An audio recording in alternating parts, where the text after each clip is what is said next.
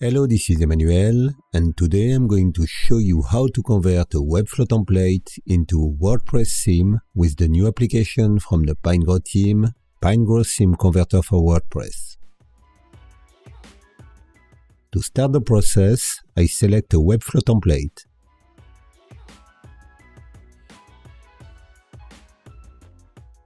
The proof blog template seems to be a very good fit.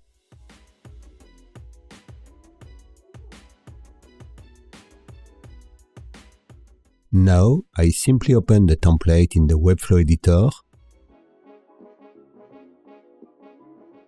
I export the code, then I download the zip file.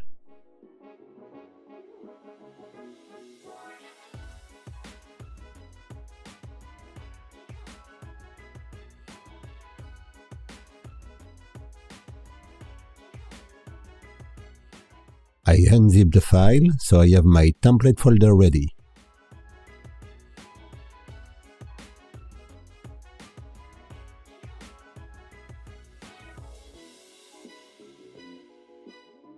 I double-check that our local WordPress is up and ready with posts, pages, and media.